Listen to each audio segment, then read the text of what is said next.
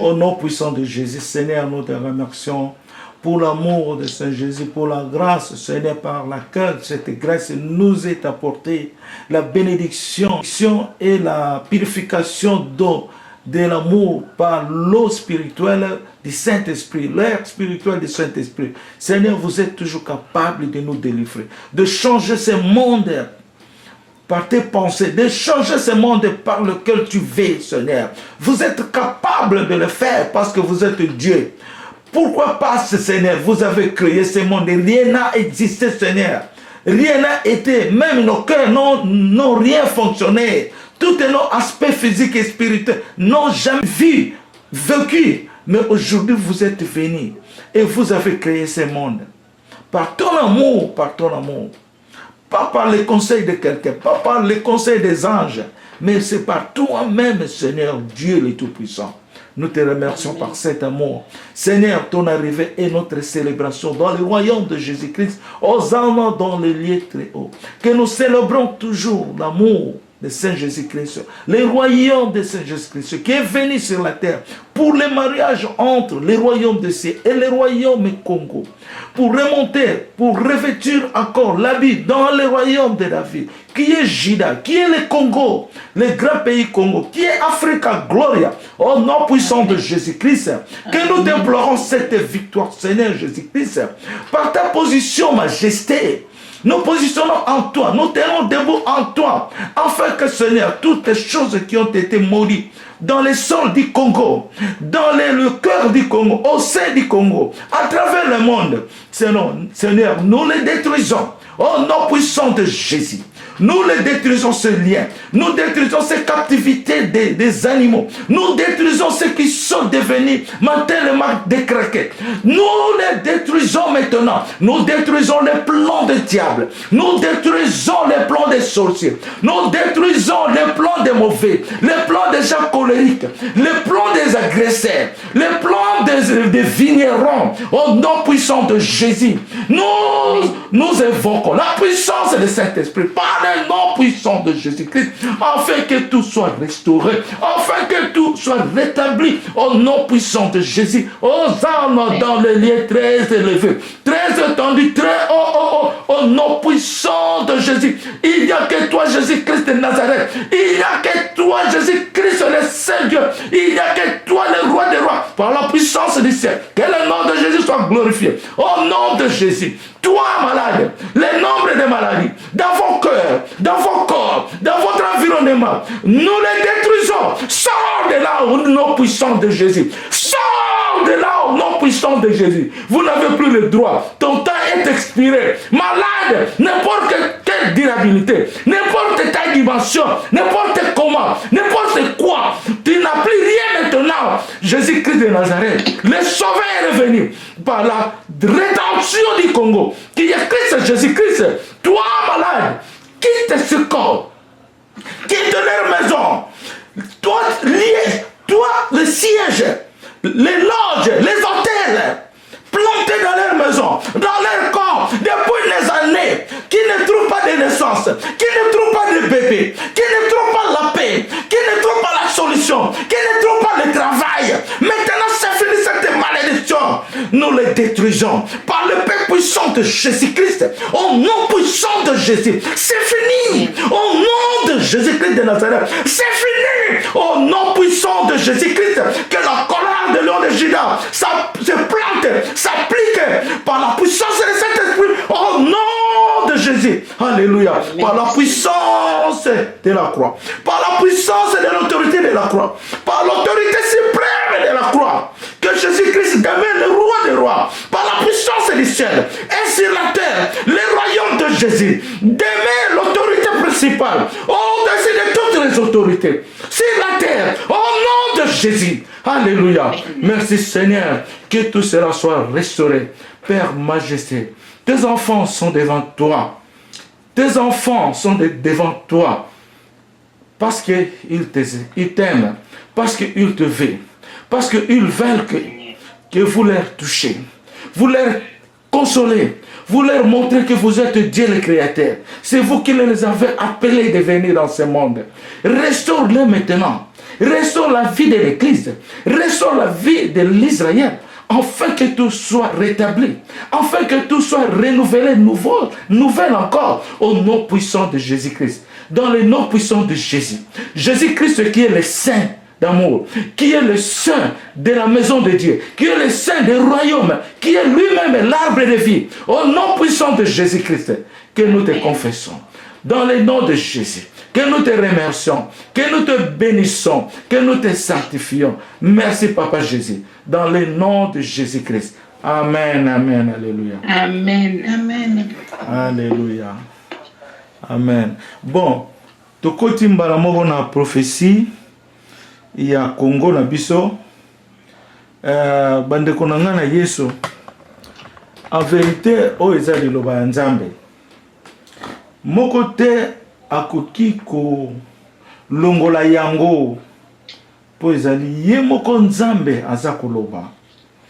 Tango tozo ko partager liloba oyo, nazali ko fabriquer yango te, nazali ko kosela moto likambo te, nazo kosela pe Nzambe te, me nazoloba oyo na yokaka na Nzambe, pe nasengaka Nzambe te.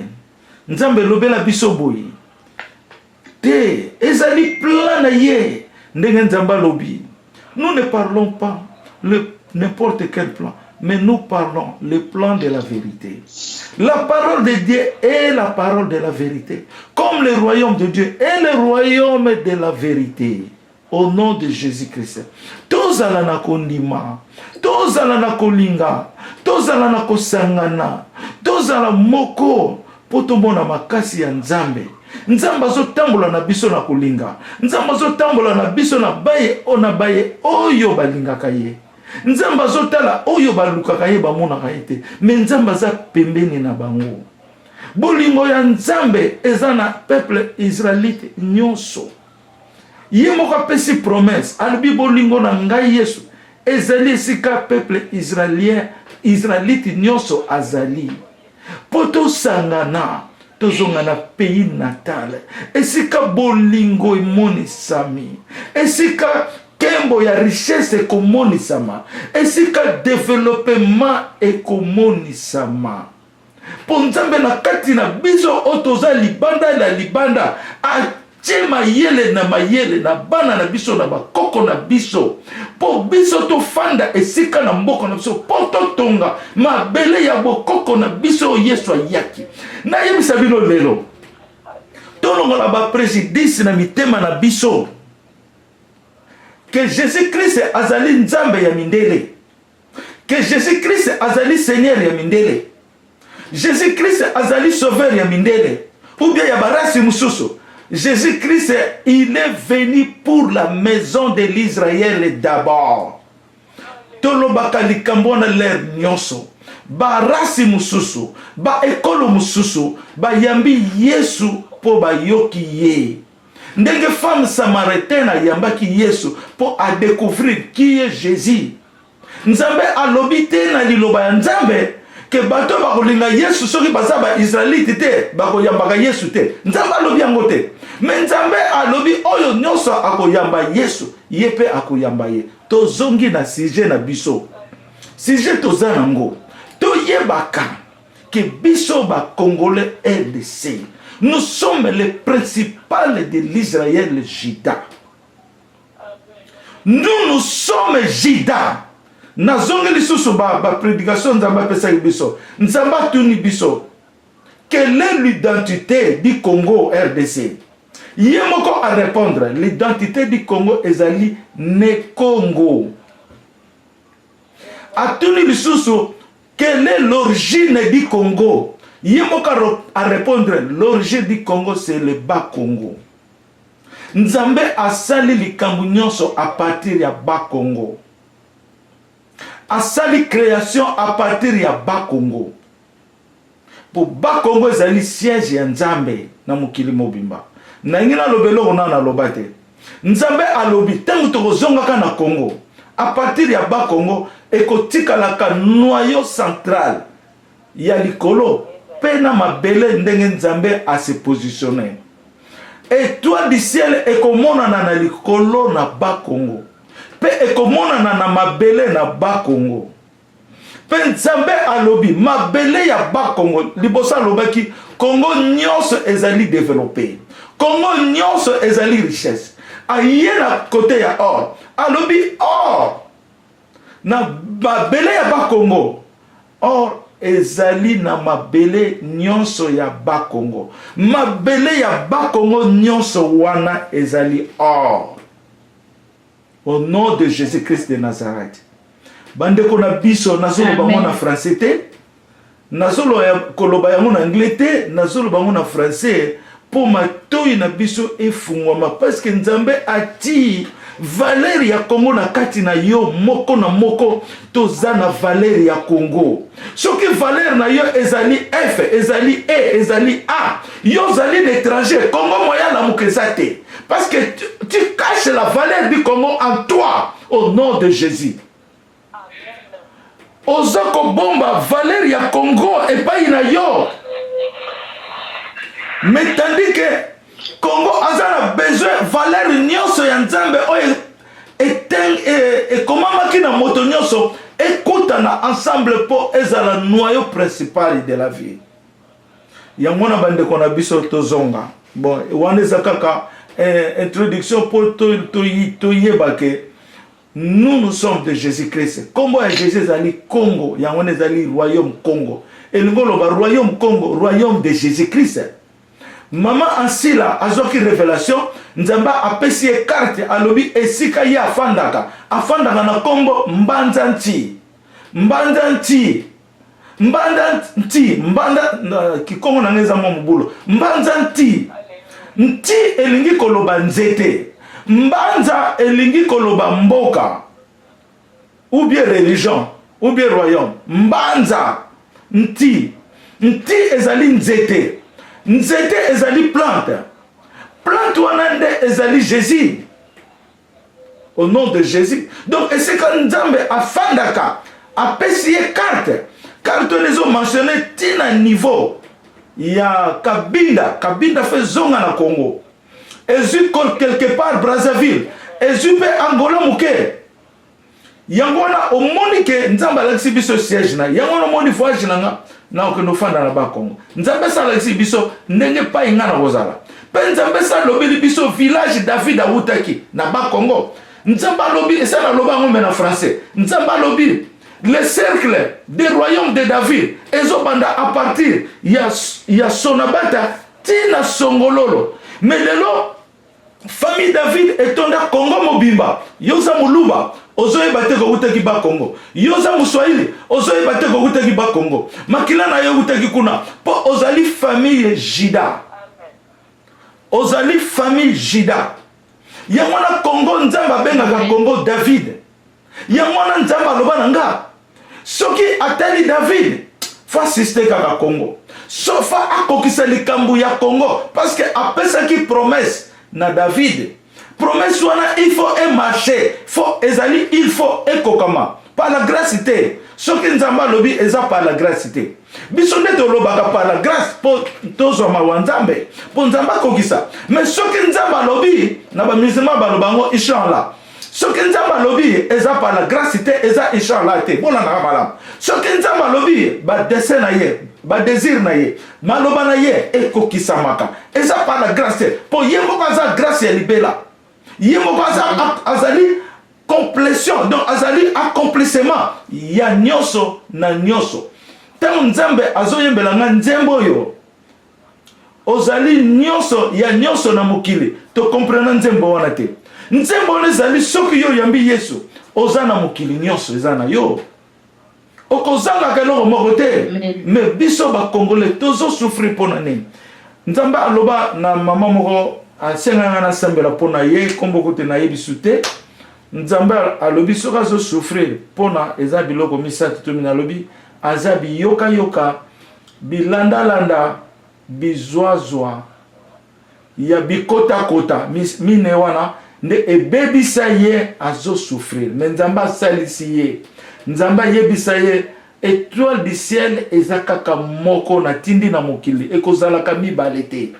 étoile du ciel eza moko boyebi étoile du ciel eza nani arc-en-ciel aza moko boyebi arc-en-ciel aza nani yango wana sikoyo totelemeli likambo oyo po message nalingi natanga wa lelo ezali message ezopesa nzambe mawa ezopesa mpe nzambe kanda mingi bakozala frappe yango na foto yoka message oyo malamu po to comprendre epai nini biso towuti alors tobandi nano na message oyo nazwaki au nom de Jésus message oyo nazwaki oyo nzambe akoti mwa moke na politique mpo na royaume na ye oyo tozobenga royaume Congo royaume de Jésus oyo ekiti na mabele toye kocelebre yango eza royaume ya solo mutu akolongola yango aza te tokei siko vendredi le 17 août 2018 vers 10h55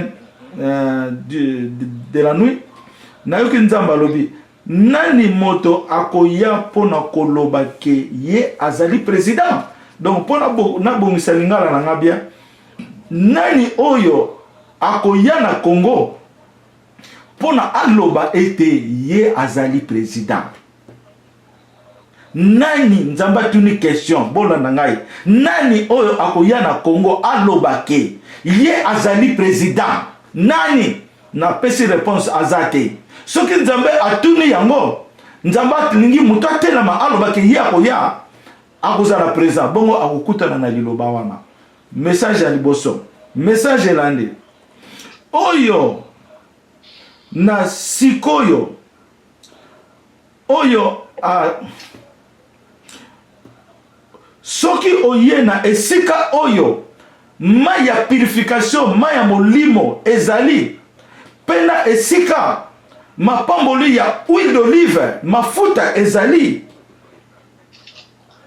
esika wana ezali bénédiction soki oye na esika wana ozwi mapamboli ya mai ya purification mai ya molimo pe ozwi mapamboli ya bénédiction ya mafuta ya olive ya nzambe ndenge oin David na tango akala mais lelo mafuta ya olive eza lisusu ndenge biso tozokanisala mafuta matériel te to nini lelo mafuta ekomi liloba ya nzambe mai ya purification ekomi liloba ya nzambe liloba ya nzambe azali oyo Yesu atindaki alobi c'est avantageux il faut que moi je rentre au Père ye aye na bino c'est avantageux je vous envoie le consolateur l'esprit du Père ye wana nde azali mai ya molimo pe azali mafuta ya mosanto ya bénédiction soki yo komi esika yazali nde esika wana yo zwi mapamboli esika wana yazali esika Christ Jésus Christ azali au nom de Jésus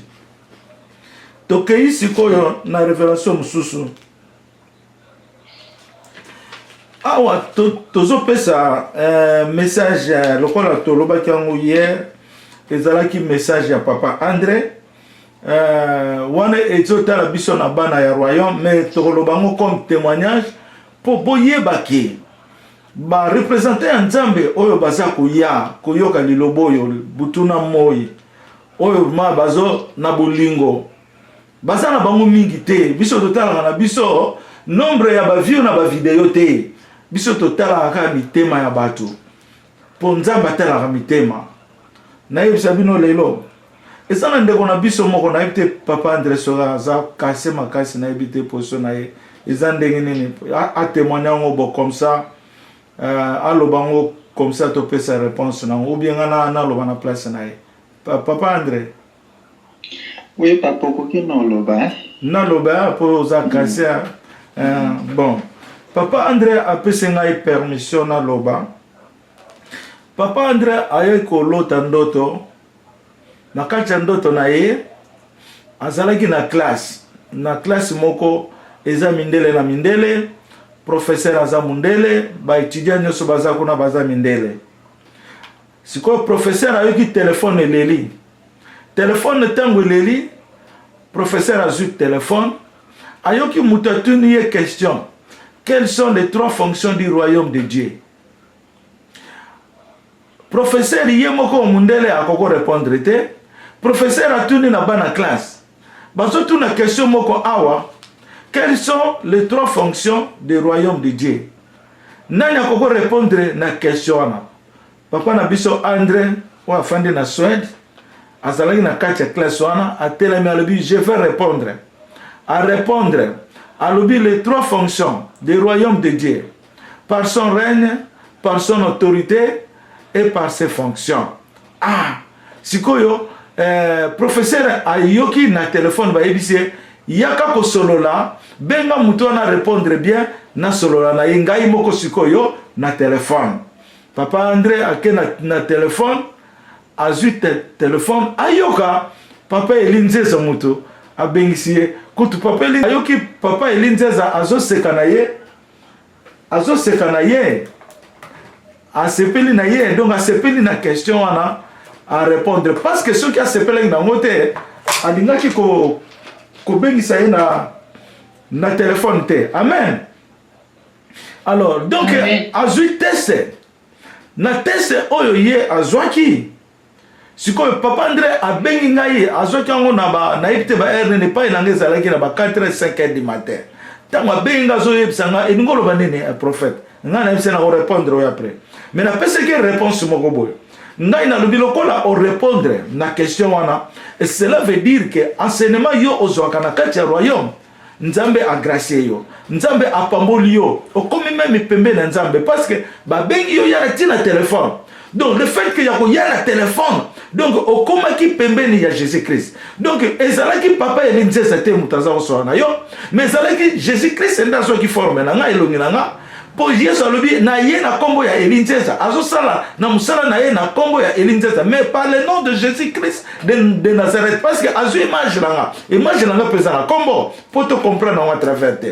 Alors mais ezalaki Yesu Christo ye moko nde atunaki question wana mais azu examen na ye pendant ça na kati ya jeune na ye omoni nde yango na toyo kopesa eloko oyo baenseignement oyo tozozwa nzambe azopambola biso mingi nzambe azolakisa biso niveau ya sagesse po oyebi soki nalobi natala mwa curiosité moke ya bavideo ezoleka na Congo mais nazomona vraiment ke ezali mpenza mabele ya Congo babandi koderacina yango donc orientation eza sur mboka te peuple comme dépourvu donc et comme vraiment ndenge soki mutana salelanga na ye apanzi ba mabele a labourer mabele c'est ça qui se passe au Congo et zo sala mena batu batu ba comme lokola bala batu mabelo baza ko labourer wana batu ba comme lokola ndenge wana et c'est normal société donc peuple on a faut azonga penza na orientation ya nzambe peuple on a faut azonga na liloba ya nzambe na zolo bango bien nazo critiquer muté je parle la vérité rien que la vérité enseignement oyo batu batangisi batu Bible et ça yangote je suis venu avec la même Bible que vous lisez ndenge bino botangeli Bible batangisi bino na mindele balingi te bo découvrir la caveté de la Bible bo découvrir les secrets cachés de la Bible balingi bo sala kaka na mbrouillement le royaume Congo ekufela kindengwana royaume Congo tango ba missionnaire ba yeli ba na Bible ale ba lembi lembi po nzambe ale ba kitisi ale ba détrôner bango ale ba bomina ba kipa vita na mona na ye donc c'est pas le christianisme simo kimbangu ndenge moko simo kimbangu tonga komi na le sceptre de l'organisation de Jésus donc qui veut dire le sceptre du royaume de Jésus. Bah yoki yango babi royaume est ce qu'on a en Afrique et qu'on a en Afrique photo bomaye photo kangisaye bah kangisa qui est moi ba bimseze akofa na prison. Balingi biso tozwa bokonzi ya papa na biso te ya nzambe ya biso il est le Dieu de l'Israël Jésus-Christ de l'Israël azaya biso azaya bango te d'abord c'est la maison de l'Israël ndeto kena makambo makila après d'abord c'est la maison de l'Israël Jésus est venu na le rwanda na kufagite le rwanda na pesa ki makila na yete apesa ki mai na yete apesa ki mobimba na yete alobi je suis venu pour la maison de l'Israël. D'abord ça, après toquer la sanctification, il y a cet esprit, toquer la sanctification, il y a Makila. D'abord, le royaume des cieux est venu sur la terre, couvrir le royaume de David au nom de Jésus-Christ. Amen. Toquei, si on a réponse, oh Nzambe, appelle si papa André. Seigneur Alobinanga, c'est celui qui prend le commandement du monde. Donc, oyo papa Andra solo la tina na téléphone, papa Elinzeza.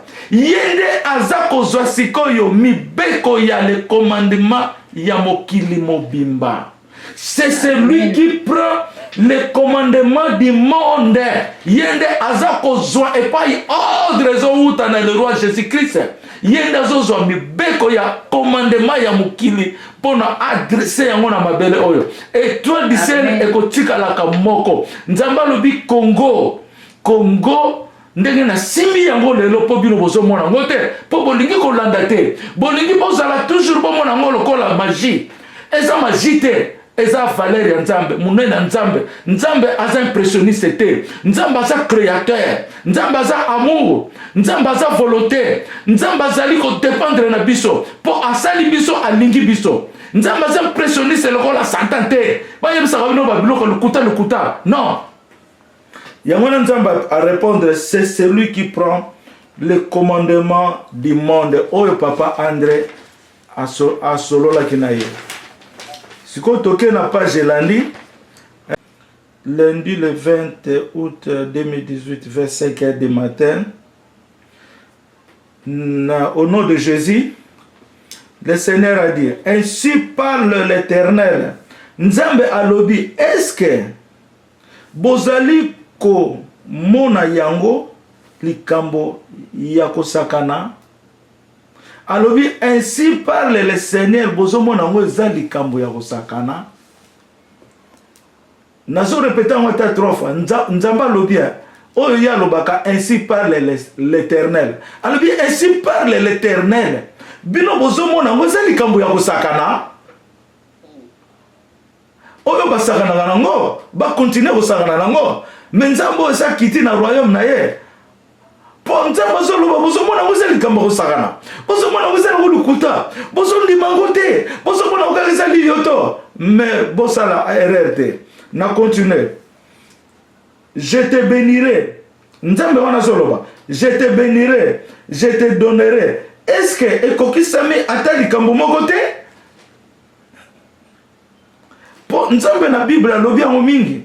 Je te bénirai, je te donnerai. Azolo wana bana Israël. Nzambe alobi malobo mibale. Je te bénirai, je te donnerai. Est-ce que ekokisami ata likambo moko te? Ah mawa. Siko Nzambe alobi lisusu alobi lelo Nzambe amemeli biso likambo moko pona toyeba que Nzambe azali. Nzambe memeli biso likambo moko na mokilo po toyeba ke Nzambe wana azali. Nzambe na lobaka ya solo. Nzambe wana akokokisa likambo na ye. Bato bazali koyeba teke Dieu parle avec le monde. Nzambe alobiawa bato bazo yeba te que Nzambe azako solola na mokili. Par le mot parler na monde pour bien comprendre que les gens ne connaissent pas que Dieu parle avec le monde maintenant. Que Nzambe sa bande ki koloba na mukili. Alors, bato bazali koyeba te que Dieu parle avec le monde. Mais Nzambe alingi to yeba que Nzambe azali ko parler. Nzambe alingi to yeba que Nzambe azali koloba. Ozomona. Nzambe a continué koloba. Nzambe a memeli bino plante me bolingi koyamba yango te. Nzambe a memeli bino plante me bolingi koyamba yango te. Aye koloba ezali royaume.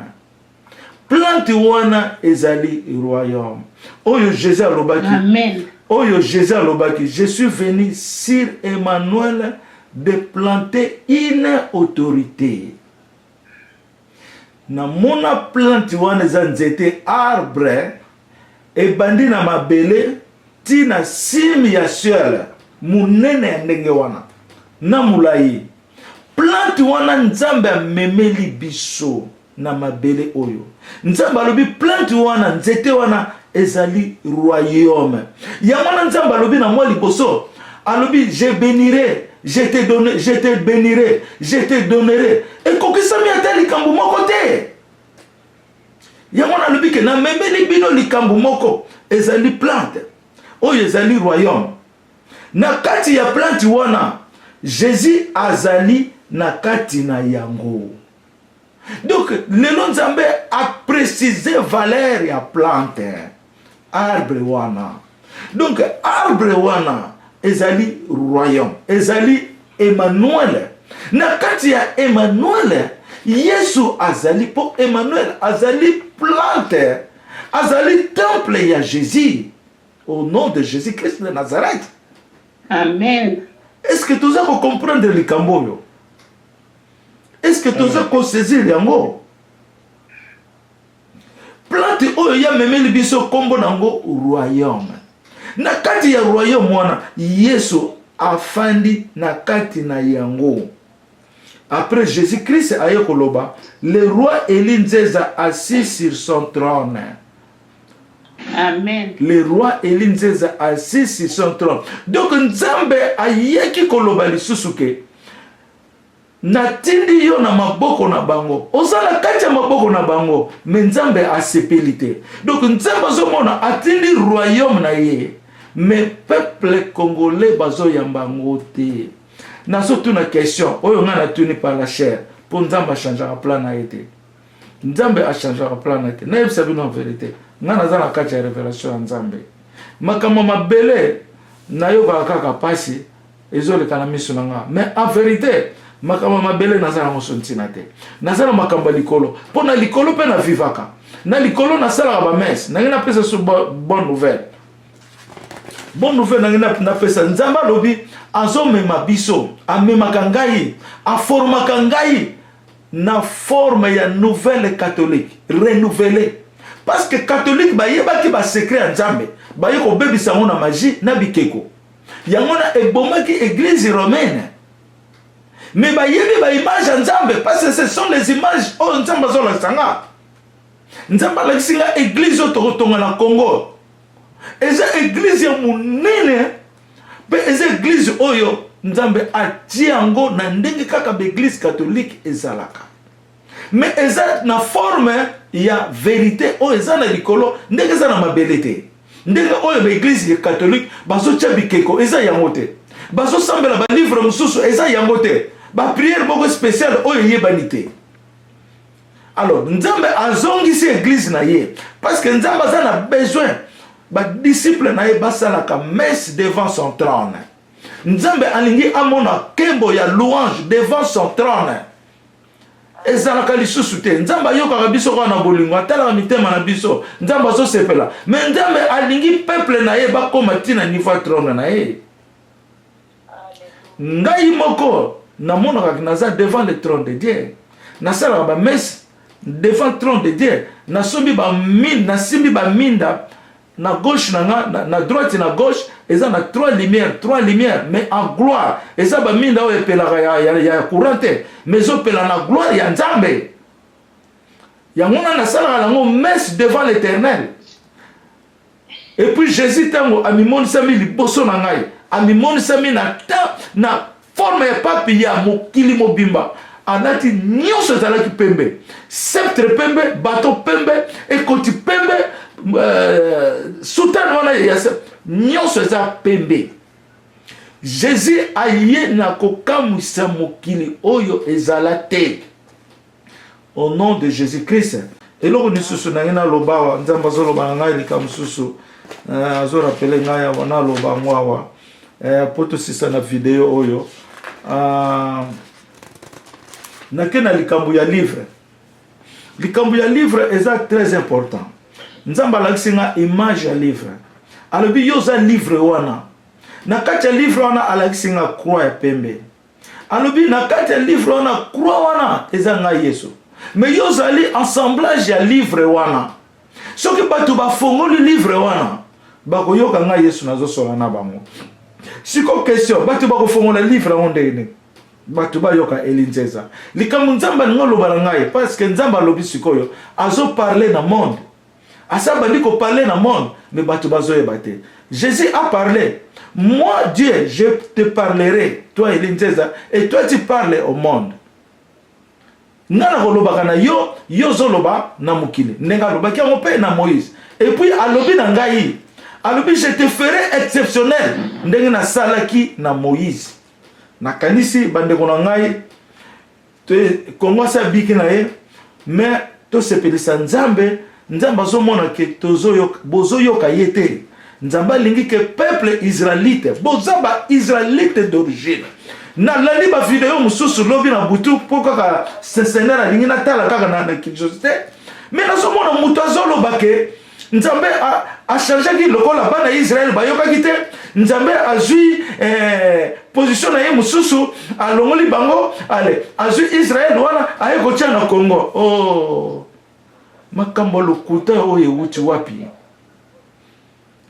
nzambe a changé ka routine na yete epai David a wutaki epai Israël zongi ba Israélite oyo bakendaki na Moyen-Orient tika na expliquer bino na sala video eleka epai ya mama Tiffany nanga moko pe na sala yango titre video na do nazo tiango na écran awa na video wana nzambe expliquer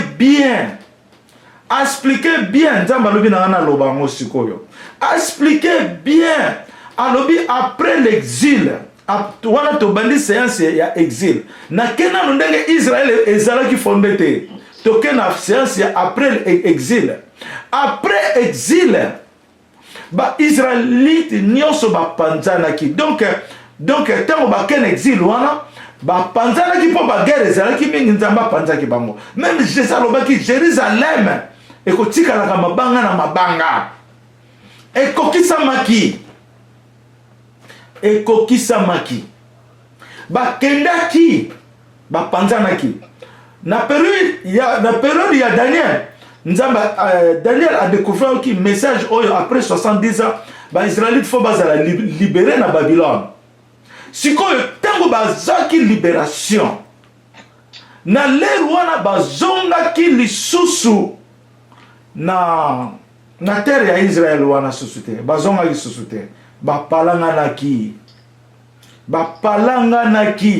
sikoyo pendant leur absence bolandeloko malamu pendant leur absence ezali na batu bayaka wana kofanda na mabele ya mabanga wana ba non israélite bayaki wana ce sont des blancs o bazobenga ba kazarien ba turquais ba mélange ba italien basangana ki bayaki na mabele ya Israël ba kolomboka bazalaki susu te sikoyo tango bayeko bima na exil tango bazu libération ya Babylone siko bakolo mabele bayeko zonga ekomi trop tard balingi ko reconnaître oyo ba se planter ki wana balingi ko reconnaître bango te siko Seigneur apesi ngai image boy apesi nga basani mibale bolanda ngo malamu basani ya minene o balaka na ba restaurant za na ba frère siko basani wana sani ya liboso eza na ba dessin ya mindele bazo sakana bazo salo balingi sikoyo Seigneur ayo pesa nga sani ya mibale donc sani ya mibale nazomona eza na ba image ya ba noir mais tellement sani ya liboso ezo permettre ngai te pona mona sani oyo ba noir baza na kati siko sani ya liboso eza ko couvrir ba noir ba mona na te po eza sani ya liboso donc sani ya liboso soko linge ya ba mindele wana bazo bare bango po baza na pouvoir te baza na réflexion moko te baza na autorité te mindele bakangi ba place na bango c'est ça qui se passe siko Jésus faut abotama po akende kokokisa oyo bazala ki perdu. C'est pour cela on les appelle les brebis perdus. Les brebis perdus ba panzanaki tango na yeko yamba Yesu nzamba zolo balanga mingi ba message Yesu kitalokola mbula batu balobi na fo kota université faut tanga Bible na mikomisi na université mokwawa na salaka 3 mois na bimaki parce que na koki ko soutenir na yoka ya mundele te o bango bazoka mona intermédiaire que nga nazo yoka direct yo moko fosa la choix yo moko sala choix o yoka nani ba pesi nga pe ba conseil na yoka ki o ya zolo bananga direct mais na mwa muke oyo nazwaki na université pendant les 3 mois batangisaki biso Bible de A à Z kobandele bandeli tina suka totangaki théologie doctrine ya Bible doctrine il y a Saint-Esprit, doctrine il y a le Fils, doctrine il y a le Père, na doctrine il y a le Satan. Totanga ki ba doctrine on a plus fait dans la moibele. Doctrine il y a étoile pesant la carte. Mais na ki pa ki on sauter totanga parce que na mona kinta moyen de retenir la mozate. Mais bango ba lobby na zo ba kaka likambo ya Israël wana. Na côté na mpona. Bango ba lobby tango Israël ezalaki na 39 royaumes. Na 39 royaumes, tango Israël a eu liberté naie, si les 39 royaumes, 36 ezongaki susu kunate. 36 ezalaki complètement disparu. Kaka 3 royaumes ezongaki na mabele wana ya Israël. Pour te comprendre, nenzamba la kisaki nga. Ezo kende moi similaire muke na niveau ya classe na yokolaki. Mais nzambe azolo ba vérité. Nzamba lobby. Les noirs oyo ba yaki sima ba oyo bazalaki kuna bazolinga ko reconnaître bango te. Donc na université eko pesa mate ya wana te po eko bima discrimination ba noir ba ko ndotanga na université wana te. Ya wana lobaki biloko muso bazote eza pour les sentiments. Oyo bato balingaka mais ezali contre bato te. Ope balingi bateya oyo ezali contre nzambe te. Balingi bateya oyo bango basepela na bato pe basepela parce que il n'y a pas la vérité na ba université wana. Moi je fais ça. Osomona tant bazolo bake l'emblème de Saint-Esprit est en neuf. Mais en vérité l'emblème de Saint-Esprit est en déterminé. Ngana yoko découvrir l'emblème de Saint-Esprit ezali pe parfum. Et ça solo, l'emblème de Saint-Esprit, et ça parfum paix, na kati, mais bah on va éviter. Donc pour dire que bah Matthéo bah tu vas par la Bible, bah ça voyez bah oh ils ont la kati ya Bible était, la cavité de la Bible.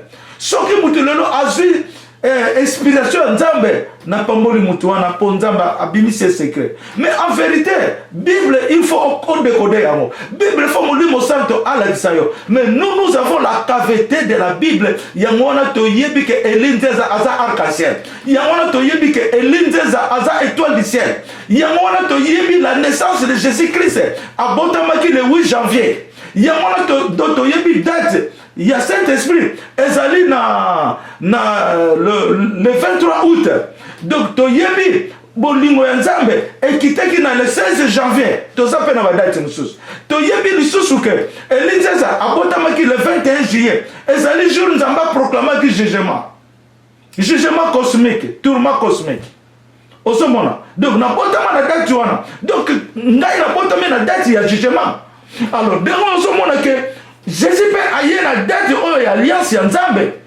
Il est le commencement et la fin. Apportez les bandeli. Au moment biso ya Yesu muta confirmé biso za orthodoxe. Bon so bakolo balande na bon. Mais orthodoxe a confirmé biso.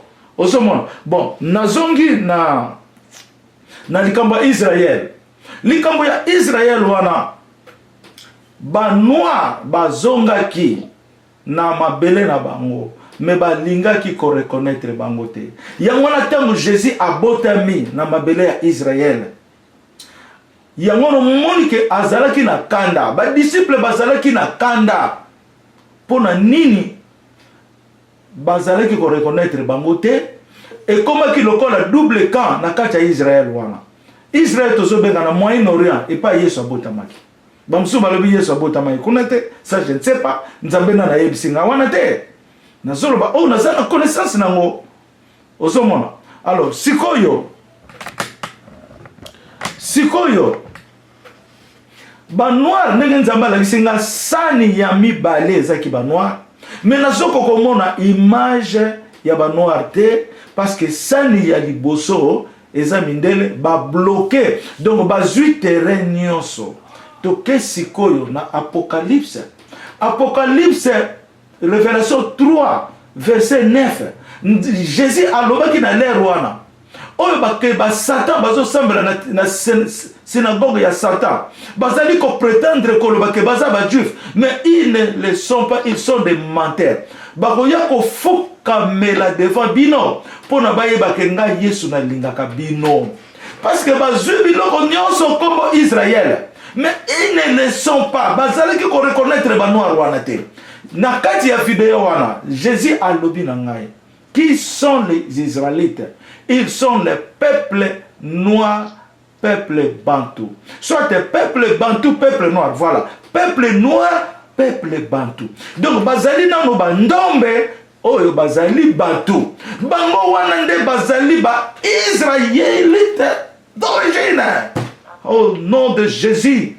Boloba mene. Amen. Amen. Valeur on mukili bazo lukango sika nyonso bénédiction mukile tomba milelo eza mapamboli ya Israël au nom de Jésus. Bino boza ko sakana mingi bozo yeba te bolali pongi bokena ba distraction au nom de Jésus. Israël est un phénomène ya vérité ya liloba ya Nzambe le peuple de l'Israël le peuple de Dieu. La race, namoni bato bazo sepela pour la victoire. Nzamba lobi nanga, ça c'est mon peuple, ça c'est ma race. Jésus a botami noir. Amen. Même le père majesté zali noir, oh ya vrai noir. D'origine na ye, otobenga ka Yahweh. Nazolo bango lelo. Na likolo na kendaki pona zo pouvoir. Ya mabele ezonga ki lokola royaume ba bebisaki. Pouvoir ezonga ki na likolo. Na kuti Jésus aza na couleur nzoto jaune pour konezali peau céleste parce que mabele paza na couleur na ye.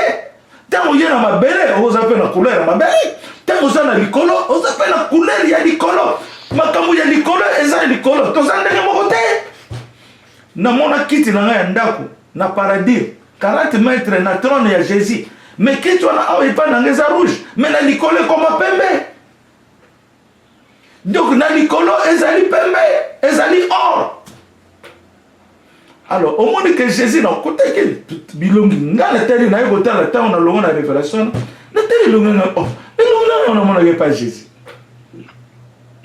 Ozomona. Donc makambo ya Israël bato baza ko comprendre te les hommes de Dieu na bato bazo so ba révélation. Comment yoko no lobake Nzambe alongoli Israël ko ne pas ina bango? Ayo pesa Israël na biso. Ah, ça c'est pas vrai.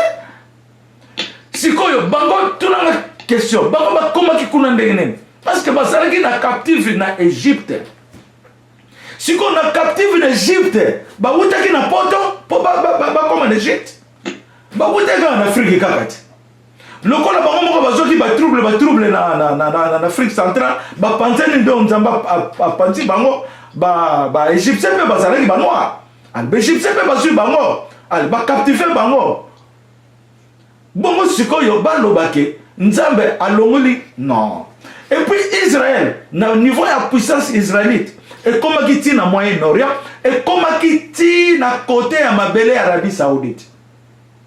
Arabie Saoudite ba bengo Arabie Saoudite na français elingi koloba arabe noir, na français ngoloba arabe noir. Donc, Arabie Saoudite, c'est qui m'a belé à noir. Ba Dubaï, voilà deux choses qui y a mal. Ba noir, ba zalé occupé yango. Pas ba noir, ba zalé qui trop fort. Mais tant que Jésus a yé, ba comment qui l'esclavagisme. Ba nga isu ba ngote jalousie salamaki. Menza ba la gisinga ndenga sala ba bantu. Ba matama na bango, ba mino na bango, ba squelette ndenga sala pe mutu normal. To yebi ba secret na ngo. Nde yango na nga na ebisa binoke. Vous êtes les Israélites d'origine. Le Congo a mérité d'être Jida. Total richesse o ezana Congo Congo lesa mukili mobimba. Mais biso moko bande kona biso. To fongola miso. Tango se koki Nzamba alobia wa royaume na ye. Na tango alobaka je te donnerai, je te bénirai. Ata elikambu moko ekoki samina nute. Alobi boy. Dieu commence à parler. Azoloba na mukili fubo yoka yango bozo kota na bambruyema mingi na forcer mutute eza volonté na ye potango suka ezali ekoyebana Na kombo na Yesu tolobi amen. Amen. Amen.